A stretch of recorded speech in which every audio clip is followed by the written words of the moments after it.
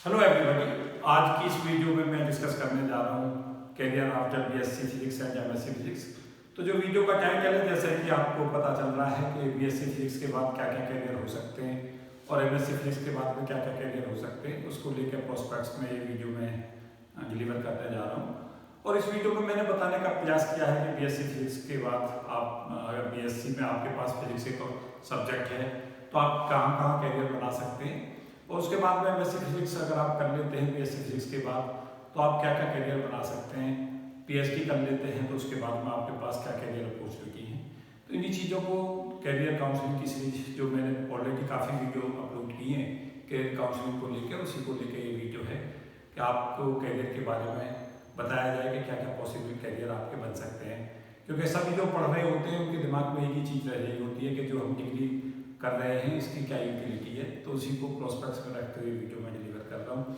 तो जो हमारे पास में कैरियर है आफ्टर बीएससी, पहले मैं उसे डिस्कस किए दे रहा हूँ।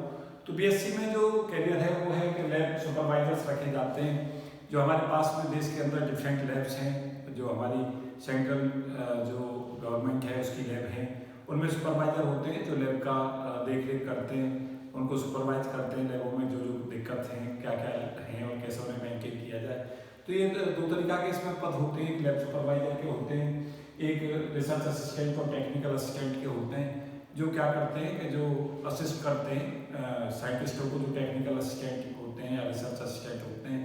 टेक्नोलॉजी के तौर पे जो टेक्नोलॉजी की रिसर्च होती है उनमें जो असिस्ट करते हैं उन्हें टेक्निकल असिस्टेंट, और जो रिसर्च प्योर रिसर्च हो रही होती हैं उनमें जो असिस्ट होते हैं वो रिसर्च असिस्टेंट होते हैं। तो उसके अंदर जो क्वालिफिकेशन इन पदों के लिए मांग की जाती है वो बीएससी फिजिक्स इसमें क्वालिफिकेशंस ली जाती हैं। और ये जो अच्छा एक पद इसे कहा जा सकता है जो प्रोस्पेक्ट्स है। डिफरेंट जो न्यूज पेपर्स हैं उनमें जो हमारे वेरियस ऑर्गेनाइजेशन हैं, मैंने कुछ ऑर्गेनाइजेशन बताई भी है, इसमें लिखा है कि DRDO है हमारा defence research development organisation, PRL physical research laboratory, उसके बाद साहा रिसर्च इंस्टीट्यूट है कलकत्ता में, बाबा एटॉमिक रिसर्च सेंटर है बॉम्बे में, ONGC है oil and natural gas corporation भी, Bharat heavy electronics limited, NTPC national thermal power corporation. इनमें जो है इस तरीका के पद निकलते हैं। और ये जो डिफरेंट न्यूज़पेपर्स हमारे पास जैसे आते हैं उन पेपरों में भी ये इनके बारे में बताया जाता है। और साथ साथ जो है एक चीज़ जो इसमें बड़ी महत्वपूर्ण है वो ये है कि लगातार हमें न्यूज़पेपर्स को पढ़ते रहना होता है, और जो हमारे पास एम्प्लॉयमेंट की न्यूज आती है उसमें भी ये वैकेंसी जो इनकी निकलती हैं, तो इन पदों पर आप ध्यान रख सकते हैं। उसके अलावा हमारे पास जो एक इम्पोर्टेंट पद है, जो स्टूडेंट्स टीचर बनना चाहते हैं उनके लिए अपॉर्चुनिटी रहती है कि वो अगर TGT बनना चाहते हैं तो अगर उन्होंने BSc किया हुआ है, फिजिक्स उनके पास में सब्जेक्ट है, और साथ साथ वो अगर B.Ed भी कर लेते हैं तो TGT का जो पद है वो उन्हें ऑप्टेन हो सकता है, वो TGT टीचर बन सकते हैं। तो ये अपॉर्चुनिटी उनके पास है। साइंटिस्ट में मैं दो चीज़ें आपको क्लियर करना चाहूँगा कि साइंटिस्ट में आपको सीधा साइंटिस्ट का पद तो BSc फिजिक्स के बाद ऑफर नहीं होता, लेकिन साइंटिस्टों के आप बन सकते हैं। अगर आपने पोस्ट ग्रेजुएशन किया है तो आगे जाकर आप साइंटिस्ट भी बन सकते हैं। तो पोस्ट ग्रेजुएशन के बाद में वो जो पद हैं वो आपके लिए ओपन हो जाते हैं, लेकिन उसके लिए भी BSc फिजिक्स जो है वो नेसेसरी क्वालिफिकेशन में आता है, तो वो आपके पास पद हैं, हो सकते हैं। रेडिएशन ऑन्कोलॉजिस्ट का कोर्स होता है। हम सब जानते हैं कि जो भाभा एटॉमिक रिसर्च सेंटर है, जिन्हें नहीं पता वो ध्यान रखें। भाभा एटॉमिक रिसर्च सेंटर जो है BSc के बाद में जो BSc फिजिक्स के स्टूडेंट्स हैं या रहे हैं उनके लिए एक अपॉर्चुनिटी अवेलेबल करता है कि वो जो हमारा रेडिएशन में कोर्स कराता है, जिसे रेडिएशन ऑन्कोलॉजिस्ट का कोर्स होता है। ऑन्कोलॉजी जो कैंसर का जो कैंसर को ख़त्म करने के लिए रेडिएशन इम्पोज किए जाते हैं वो जॉब होता है। और ये देश के जितने भी अच्छे मेडिकल ऑर्गेनाइजेशन हैं, चाहे वो एम्स का ऑर्गेनाइजेशन हो, चाहे और भी हमारे पास PGI चंडीगढ़ का हो, या देश में जितने भी हमारे पास में जहाँ पे भी रिसर्च का स्कोप है, और ख़ास तौर से जहाँ पे कैंसर का ट्रीटमेंट होता है वहाँ पे एक पद आता है रेडिएशन ऑन्कोलॉजिस्ट का। तो वहाँ पे एक BSc अगर आपने की हुई है फिजिक्स में और उसके बाद में रेडिएशन ऑन्कोलॉजिस्ट का अगर आपने कोर्स किया हुआ है तो आपको वहाँ जॉब मिल जाती है।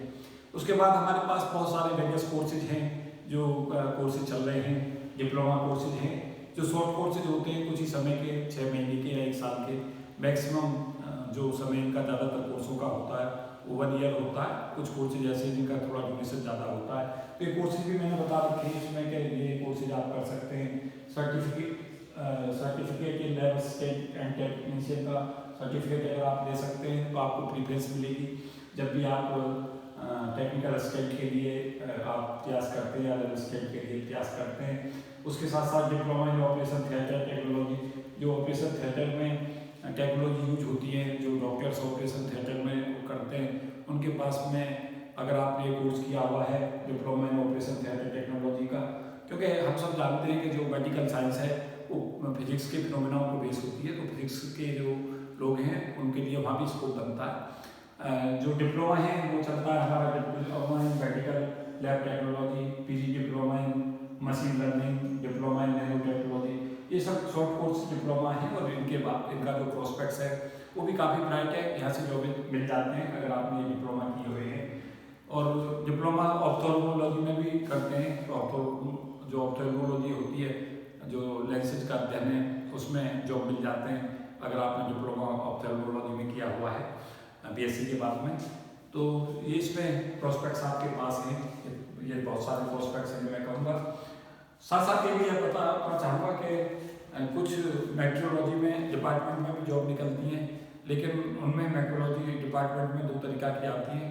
अगर वो असिस्टेंट की जॉब है तो बीएससी उसमें क्वालिफिकेशन होती है, और अगर साइंटिस्ट की जॉब है तो वो पीजी होती है। और उसमें जो कोर्सेज है उसमें कई बार फिजिक्स को प्रीफरेंस दी जाती है, और फिजिक्स के साथ साथ जो मेट्रोलॉजी में अगर आप एमएससी हैं तो उसको, या जो रिसर्च आपने मेट्रोलॉजी में की है तो उसको लाभ मिलता है, तो वहाँ भी प्रोस्पेक्ट्स है जॉब का। साथ साथ कुछ ऐसी जॉब हैं जो बीएससी अगर आपने की है, जहाँ पर ग्रेजुएशन की जैसे मानते हैं जिन जॉबों में, वहाँ पे आप फॉर्म भर सकते हैं और आप उसके लिए आप अप्लाई कर सकते हैं। जैसे हम सब जानते हैं इंडियन सिविल सर्विस का एग्जामिनेशन होता है, यूपीएससी एग्जाम कंडक्ट कराती है। अगर आपने बीएससी फिजिक्स किया हुआ है तो बीएससी की वो क्वालिफिकेशन जो ग्रेजुएशन रिक्वायरमेंट है वो भी पूरी हो जाती है। और अगर आपने बीएससी फिजिक्स किया हुआ है तो आप आईएफएस के लिए भी उसमें अप्लाई कर सकते हैं, मतलब आईएफएस के लिए भी एलिजिबल हो जाते हैं। आईएफएस में इंडियन फॉरेस्ट सर्विस होता है, उसके लिए आपके पास जो ग्रेजुएशन है वो या तो साइंस में होनी चाहिए या टेक्नोलॉजी में होनी चाहिए, मतलब या तो आप बीटेक के सब्जेक्टों में हों या आप बीएससी में हों। इस तरीका के आपको सब्जेक्ट के आईएफएस में रिक्वायरमेंट होती है। आप सब्जेक्ट ऑप्ट कर सकते हैं, फिजिक्स को सब्जेक्ट के तौर पर रख सकते हैं अगर आपका फिजिक्स में बहुत अच्छा कंट्रोल है। तो एक सब्जेक्ट हम सब जानते हैं कि यूपीएससी में एक सब्जेक्ट होता है जो हमें रखना होता है। 2 पेपर उसके होते हैं 250 मार्क्स के, तो 500 मार्क्स जो है वो सब्जेक्ट में होते हैं। तो फिजिक्स को आप सब्जेक्ट के तौर पर रख सकते हैं और आईएएस जैसी प्रतिष्ठित परीक्षा पास कर सकते हैं, आईएफएस जैसी प्रतिष्ठित परीक्षा पास कर सकते हैं। उसके अलावा यूपीएससी से ही जियो फिजिसिस्ट और जियो साइंटिस्ट की जो पोस्टें ये ऑफर होती हैं, इनमें आप कर सकते हैं। अगर आपके पास में पोस्ट ग्रेजुएशन की डिग्री है तो वो आपके पास में स्कोप बन जाता है, लेकिन उसके लिए अगर आप पोस्ट ग्रेजुएशन आप जब भी कर पाएंगे जब आपके पास में बीएससी में फिजिक्स का होगा, तो ये भी आपके पास एक स्कोप है, ये आप कर सकते हैं। उसके अलावा स्टेट पीएससी के एग्जाम हैं। स्टेट पीएससी के एग्जाम में ये खास तौर से ये जो एग्जाम है असिस्टेंट कंजर्वेटर और forest range ACFL RFO exam से कहते हैं। इस एग्जाम में साइंस की जो बैकग्राउंड है वो होनी चाहिए और सब्जेक्ट भी ऑप्ट होते हैं। अभी बहुत सारे स्टेटों में इसमें सब्जेक्ट भी चलता है, तो आप फिजिक्स को वहाँ पे भी सब्जेक्ट के तौर पर ऑप्ट कर सकते हैं और ये एग्ज़ाम पास करके आप अच्छे अच्छे पदों पे फॉरेस्ट डिपार्टमेंट में आप जॉब कर सकते हैं। तो ये भी एक अच्छी अपॉर्चुनिटी है। स्टेट पीएससी के लिए आपके पास में पोस्ट ऑफर होती हैं। स्टेट पीएससी आप दे सकते हैं क्योंकि आप ग्रेजुएशन की आपके पास डिग्री होती है। और कुछ जॉब वहाँ पर ऐसी होती हैं जो स्पेसिफिक होती हैं और वो केवल फिजिक्स की बैकग्राउंड के जो स्टूडेंट्स हैं जिन्होंने फिजिक्स में किया हुआ है बीएससी, उनको वो ऑफर की जाती हैं। जैसे पार्ट एंड मेजरमेंट का एक जॉब होता है, उसमें प्रीफरेंस दी जाती है इन वालों को जिनके पास में बीएससी फिजिक्स की डिग्री होती है। तो बहुत सारे जॉब ऐसे भी होते हैं जिनमें स्पेसिफिक मांगते हैं कि साइंस की बैकग्राउंड हो, वहाँ आपको निश्चित तौर से लाभ मिलता है। तो ये आपके पास में ये एग्जाम यूपीएससी के थ्रू होते हैं। साथ साथ मैं ये भी बताना चाहूँगा कि जो आप बीएससी के बाद में आपके पास में और भी राह हैं, आप कैरियर को आगे बढ़ा सकते हैं। बीएससी के बाद आप MCA कर सकते हैं, कंप्यूटर के कोर्सेज कर सकते हैं, मास्टर इन कंप्यूटर एप्लीकेशन, उसमें जॉब के प्रोस्पेक्ट्स बहुत अच्छे हैं। अगर आपने अच्छे ऑर्गेनाइजेशन से MCA किया है तो वहाँ पर जॉब के प्रोस्पेक्ट्स आपके बहुत बढ़ जाते हैं, सैलरी पैकेज भी बहुत अच्छे हैं। आप MBA कर सकते हैं, कैट जैसा आप एग्ज़ाम दे सकते हैं। BSc के बाद में आप MBA कर सकते हैं, मास्टर इन बिजनेस एडमिनिस्ट्रेशन। तो MBA के बाद में आपके पास में बहुत सारी राहें खुल जाती हैं। और MBA भी अगर आप बहुत अच्छे ऑर्गेनाइजेशन से करते हैं तो आपके जो स्कोप्स हैं वो और भी बेहतर बढ़ जाते हैं, और जो सैलरी पैकेज है वो भी बहुत हाई साइड पे जाते हैं। उसके अलावा आपके पास में जो एक विकल्प है वो है कि आप BSc के बाद में B.Ed कर लें, बैचलर इन एजुकेशन। और उसके साथ अगर आप BSc B.Ed हैं तो TGT का एग्ज़ाम भी दे पाएंगे। और अगर आप B.Ed के बाद में आप महसूस करते हैं कि आप पढ़ाई को फर्दर एजुकेशन में करना चाहते हैं तो BSc B.Ed और M.Ed कर सकते हैं। और उसके बाद में जो हम M.Ed के बाद में नेट का एग्ज़ाम करके असिस्टेंट प्रोफेसर भी बन सकते हैं एजुकेशन डिपार्टमेंट में। तो ये भी एक रास्ता है, खुल जाती है, इस रास्ते पे भी आप जा सकते हैं, ये भी एक अच्छी अपॉर्चुनिटी है। साथ साथ आप BSc के बाद में अगर हायर एजुकेशन में प्रयास करना चाहते हैं, बाकी भी प्रोस्पेक्ट्स में बताना चाहूँगा। एक प्रोस्पेक्ट्स और भी जो हमारे लिए बहुत इंपॉर्टेंट है वो CGL के एग्ज़ाम हैं। CGL के एग्ज़ाम आप दे सकते हैं। CGL के एग्ज़ाम के साथ साथ आपके पास में जो अपॉर्चुनिटी हैं, सब इंस्पेक्टर के जो भी जैसे स्टेट में निकलते हैं उसमें ग्रेजुएशन की डिग्री होती है, तो वहाँ पे आपके पास में जो प्रोस्पेक्ट्स रहते हैं उसमें हालांकि ग्रेजुएशन की डिग्री होती है। तो BSc फिजिक्स भी और बाकी के जो हमारे ग्रेजुएट हैं, चाहे वो BA के और BCom के हैं, वो भी उसमें अप्लाई कर सकते हैं। रेलवे में डिफरेंट ऑफिसर्स के पद निकलते हैं जहाँ पे ग्रेजुएशन रिक्वायरमेंट होती है, वहाँ पे आप अप्लाई कर सकते हैं। जो हमारे डिफरेंट बैंक हैं भारत के अंदर जो काम कर रहे हैं उनमें बैंक PO की पोस्ट आती है, तो बैंक PO की पोस्ट है उसमें आप अप्लाई करके बैंक PO बन सकते हैं। उसमें आपके पास में बहुत अपॉर्चुनिटी रहती है, आप उस बहुत सारे स्टूडेंट्स BSc के बाद में बैंक PO में भी जाते हैं। तो ये भी अपॉर्चुनिटी आपके पास है। CGL का एक एग्ज़ाम होता है, combined graduate level exam, group B और ग्रुप C की पोस्ट जो होती हैं बड़ी हाई पोस्ट ये रहती हैं, इनमें भी आप जॉब पा सकते हैं अगर आपने BSc फिजिक्स किया है। और अगर BSc फिजिक्स के बाद अगर आपका मन हायर एजुकेशन में जाने का है, आप हायर एजुकेशन में सर्व करना चाहते हैं, तो आपके पास बहुत ही अच्छी अपॉर्चुनिटी होती है कि आप MSc IIT JEM के थ्रू JEM का एग्ज़ाम पास करके IIT से करें। और IIT से MSc करने के बाद में आपकी राहें खुल जाती हैं, बहुत सारी कैरियर अपॉर्चुनिटी आपको मिल जाती हैं। कई बार जो जॉब है वो ऑफर हो जाते हैं IIT में MSc करते करते कंपनी जाती हैं वहाँ पे, और बहुत सारी जो गवर्नमेंट जॉब है वहाँ से आप उसके लिए तैयारी कर सकते हैं। और GRE वगैरह का एग्ज़ाम देने के बाद में दूसरे देशों से बहुत सारे जो हमारे IIT के स्टूडेंट्स हैं वो जाके रिसर्च करते हैं, तो वहाँ भी आपके पास कैरियर अपॉर्चुनिटी है। और जब आप रिसर्च कर लेते हैं, PhD कर लेते हैं, तो कई बार उन्हीं देशों में जॉब ऑफर हो जाती है, कई बार फिर इंडिया में भी आकर आप जॉब कर सकते हैं। तो वो भी आपके पास में प्रोस्पेक्ट्स है, आप हायर साइंस में सोच रहे हैं आप उसमें जा सकते हैं। उसके अलावा आप सेंट्रल यूनिवर्सिटीज़ में आप जा सकते हैं, सेंट्रल यूनिवर्सिटीज़ से आप MSc कर लें, वहाँ पे भी ये स्कोप आपके पास मेंटेन रहेगा। उसके अलावा स्टेट यूनिवर्सिटी है, वहाँ से आप MSc कर सकते हैं। और MSc के बहुत सारे कोर्सेज फिजिक्स से मिलते जुलते आजकल चल रहे हैं, मैंने हाल ही में कुछ कोर्सेज फिजिक्स में जो MSc फिजिक्स के करस्पॉन्डिंग आप MSc फिजिक्स कर सकते हैं, MSc एप्लाइड फिजिक्स कर सकते हैं, MSc के जो जियो फिजिक्स है उसमें आप कर सकते हैं, अप्लाइड इलेक्ट्रॉनिक्स में कर सकते हैं, एस्ट्रोफिजिक्स में कर सकते हैं, मॉलिक्यूलर फिजिक्स में कर सकते हैं, लेजर फिजिक्स में कर सकते हैं। तो there are lot of branches जिनके अंदर आपके पास में MSc फिजिक्स में आप जाकर फिजिक्स की सब्जेक्ट ब्रांच में कर सकते हैं। मेट्रोलॉजी में करते हैं तो मेट्रोलॉजी के भी पास आपके पास मेट्रोलॉजी डिपार्टमेंट में स्कोप पड़ जाता है। तो यहाँ PG के बाद में भी बहुत सारे स्कोप आपके पास हैं जिन्हें आप ले सकते हैं। साथ साथ आप ये भी देखें कि अगर आप MSc कर लेते हैं तो आपके पास, मैंने एक वीडियो बहुत पहले थी, काफ़ी पॉपुलर वीडियो है, मैं कहूँगा सभी स्टूडेंटों से कि वो सदा उस वीडियो को देखने का प्रयास करें, उसे 2-3 बार जरूर देख लें। उसमें मैंने बताया कि आपके पास करियर आपका MSc फिजिक्स क्या क्या फिर हो सकते हैं। थोड़ा थोड़ा मैं आइडिया इस वीडियो में भी दे रहा हूँ कि आपके पास में अगर MSc आप कर लेते हैं तो या आप MSc कर रहे हैं तो आपके पास में क्या क्या अपॉर्चुनिटीज़ हैं। तो MSc के बाद में अपॉर्चुनिटी है नेट की, आप CSIR और UGC नेट कंडक्ट होता है, साइंस के लिए CSIR नेट होता है, तो नेट का एग्ज़ाम आप पास कर सकते हैं। और नेट का जो एग्ज़ाम है तो वो 2 बार होता है साल में। अगर आप बहुत अच्छी रैंक से क्वालिफाई करते हैं, JRF भी क्वालिफाई कर लेते हैं, तो आप असिस्टेंट प्रोफेसर भी बन सकते हैं सीधा। और असिस्टेंट प्रोफेसर के साथ साथ आपके पास में जो अपॉर्चुनिटी है वो रिसर्च की भी है कि अगर आप रिसर्च करेंगे तो गवर्नमेंट एक हैंडसम अमाउंट देती है जो फेलोशिप का, वो आप अवेल कर सकते हैं, जिसमें 2 साल तक JRF अवेल कर सकते हैं और उसके बाद 3 साल तक जो है वो SRF अवेल कर सकते हैं। तो ये एक अच्छी अपॉर्चुनिटी है। आप गेट का एग्जाम दे सकते हैं after the MSc physics. Graduate aptitude test in engineering ये एग्जाम होता है। IIT इस एग्जाम को कंडक्ट कराती हैं।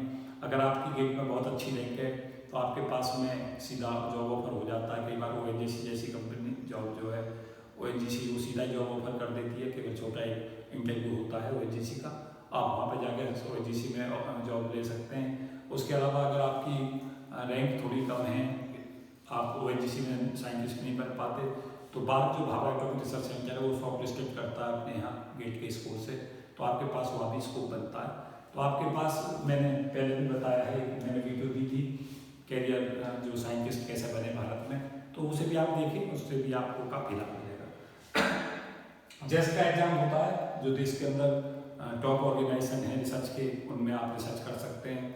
और जेस का अगर आपकी अच्छी रैंक है तो आप उस रैंक के हिसाब से आप शॉर्ट लिस्टेड होते हैं वेरियस ऑर्गेनाइजेशन में, और उसके साथ साथ आप वहाँ पे भी फेलोशिप अवेल कर सकते हैं और बहुत ही अच्छी क्वालिटी का आप रिसर्च कर सकते हैं इस एग्जाम के थ्रू भी।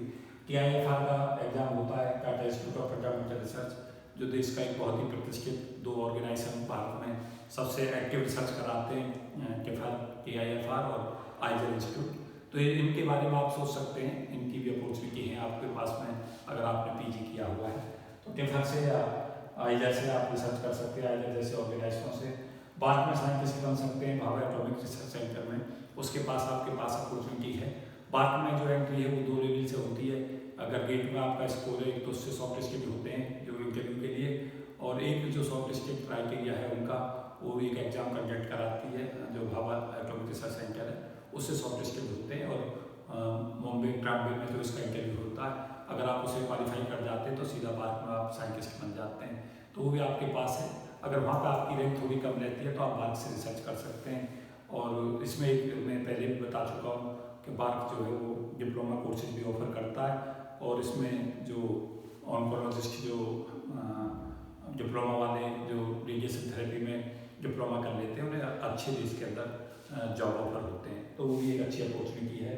ONGC साइंटिस्ट का मैंने बताया कि DRDO और इसरो में आपके पास साइंटिस्ट की अपॉर्चुनिटी होती है। अगर आप MSc फिजिक्स हैं तो वहाँ पे वैकेंसी निकलती हैं, तो आप DRDO और इसरो में अप्लाई कर सकते हैं। स्लेट का एग्जाम होता है, स्टेट लेवल एलिजिबिलिटी टेस्ट। अगर आप स्लेट जैसा एग्जाम पास कर लेते हैं तो उस स्टेट में असिस्टेंट प्रोफेसर के लिए आप एलिजिबल हो जाते हैं, और आप असिस्टेंट प्रोफेसर उस स्टेट में बन सकते हैं जिस स्टेट का आपने स्लेट क्वालिफाई किया हुआ है। PGT के एग्जाम हैं, PGT के 2 तरीका से एग्जाम होते हैं पोस्ट ग्रेजुएट टीचर के। कुछ ऑर्गेनाइजेशन अब BEd भी मांग रहे हैं, साथ साथ कुछ अभी भी विदाउट BEd मांग रहे हैं, तो आप PGT टीचर बन सकते हैं, आपके पास में ये भी स्कोप है। मैं जैसा कि मैं पहले भी डिस्कस कर चुका हूँ, PhD कर सकते हैं आप फॉरेन यूनिवर्सिटीज से। GRE आप दे सकते हैं, GRE का एग्जाम होता है फॉरेन यूनिवर्सिटी में जाने के लिए, तो आप वहाँ से PhD कर सकते हैं। अगर गेट में के थ्रू आप अगर आपने MSc के बाद गेट क्वालिफाई किया है तो आप MTech कर सकते हैं, वो भी आपके पास अपॉर्चुनिटी है। और PhD अगर फॉरेन यूनिवर्सिटी से करना चाहते हैं तो GRE आप सब्जेक्ट में और जनरल दोनों दे दें। अगर आपका सब्जेक्ट GRE अच्छा स्कोर है तो आपको प्रीफरेंस मिलती है। जनरल GRE का अच्छा स्कोर लाने का प्रयास करें, उस हिसाब से आपको यूनिवर्सिटी ऑफर होती है। उसके साथ साथ PhD के बहुत सारे कोर्सेज चलते हैं, जो आप जैसे ही पोस्ट ग्रेजुएशन करते हैं तो PhD के कोर्सेज चलते हैं। और PhD के आजकल जो कोर्सेज हैं वो ऐसा होता है कि ग्रेजुएट के बाद जब आप JAM का एग्जाम देते हैं तो वहाँ से भी ऑफर होते हैं, जहाँ आपके साथ MSc PhD के दोनों लेवल कोर्सेज मिल जाते हैं, और उसमें 5 साल में वो डिग्री हमें मिल जाती है।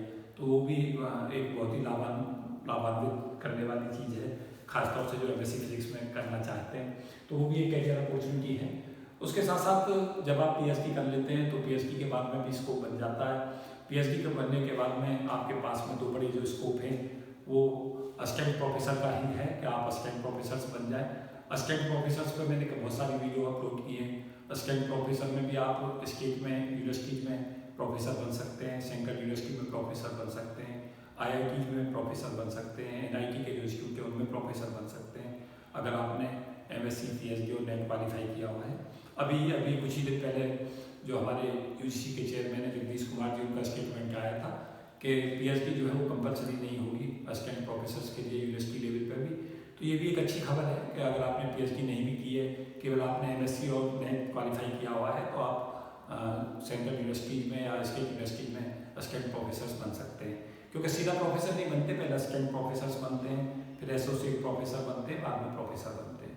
तो असिस्टेंट प्रोफेसर के लिए आप उसमें आप एलिजिबल हैं। आज की डेट में अगर आपने नेट क्वालिफाई किया हुआ है तो अभी यूजीसी का मुझे उम्मीद है जल्दी ही वो लेटर भी आ जाएगा जिसमें वो क्लैरिफाई कर देंगे इस चीज़ को कि आपके लिए पीएचडी कंपलसरी नहीं है अगर आप सेंट्रल यूनिवर्सिटी में असिस्टेंट प्रोफेसर बनना चाहते हैं यूनिवर्सिटी के अंदर। उसके साथ साथ साइंटिस्ट बन सकते हैं। आपने एमएससी पीएचडी किया हुआ है तो देश के जितने भी अच्छे अच्छे ऑर्गेनाइजेशन हैं उसमें वैकेंसी निकलती हैं साइंटिस्ट की, और साइंटिस्ट आप बन सकते हैं। एनपीएल में साइंटिस्ट बन सकते हैं, इसरो में, डीआरडीओ में और भारत में, और बाकी जो जितने भी देश के रेपुटेड इंस्टीट्यूट हैं उनमें सब में साइंटिस्ट बनने के आपके स्कोप बन जाते हैं। तो ये पीएचडी का स्कोप है, आप पीएचडी करने के बाद में ये कर सकते हैं। पीएचडी के अंदर आप पीटीएफ कर सकते हैं, पोस्ट डॉक्टरेट फेलोशिप बाहर जाकर फॉरेन से, वो भी आपके पास में स्कोप है। तो आप जो पीटीएफ कर सकते हैं, पोस्ट डॉक्टरेट फेलोशिप, ये पीएचडी के बाद में होती है। और भारत में भी अगर आप पीटीएफ करते हैं तो एक हैंडसम अमाउंट आपको ऑफर होता है। तो आपके पास में पीएचडी के बाद एमएससी के बाद ये स्कोप बने रहते हैं। तो बहुत सारे स्कोप हैं कैरियर की, बहुत सारी संभावना है बीएससी फिजिक्स के बाद, एमएससी फिजिक्स के बाद और पीएचडी फिजिक्स में करने के बाद। तो उन स्टूडेंटों के लिए खास तौर से ये वीडियो मेरी तरफ से ऑफर है। जिन लोगों को लगता है कि फिजिक्स में कैरियर नहीं है उन्हें मैं ये बताने का प्रयास कर रहा था कि there are lot of jobs in the field of physics. तो आप घबराएं नहीं फिजिक्स में। अगर आपके पास ये है कि आपको फिजिक्स में कुछ बहुत अच्छा करना है तो आपके पास में बहुत सारा स्कोप है। अगर आपको प्रेरणा मिलती है बड़े फिजिसिस्टों से लाइक सीवी रमन साहब और सत्येंद्रनाथ बोस, होमी जे भाभा, विक्रम साराभाई, अगर ये लोग आपको प्रेरित करते हैं तो आप निश्चित तौर से फिजिक्स में बहुत अच्छा करने की स्थिति में हो सकते हैं। आपको न्यूटन जो है वो इंस्पायर करते हैं, आपको मैक्सवेल इंस्पायर करते हैं, आइंस्टीन इंस्पायर करते हैं। तो उन लोगों की जीवनियों को पढ़ने का प्रयास करें जिससे आपका मोटिवेशन बढ़े और आप एक जीवन सक्सेसफुल जीवन इस फिजिक्स जैसे सब्जेक्ट में बना सकें। इस वीडियो में इतना ही। आगे मैं कैरियर अपॉर्चुनिटीज पर और कुछ वीडियो अपलोड करूँगा। आप बताएं ये वीडियो आपको कैसी लगी, और आगे बहुत इंपॉर्टेंट वीडियो फिजिक्स की एक स्पेसिफिक टॉपिक पर मैं दूंगा कैरियर के प्रोस्पेक्ट्स में। तो ये कैरियर जो अपॉर्चुनिटीज़ हैं ये इंपॉर्टेंट हैं और ये पता ही होनी चाहिए, तभी आप जीवन में सफल रहेंगे। तो इस वीडियो में इतना ही। Thank you and best wishes for all of you. जय हिंद।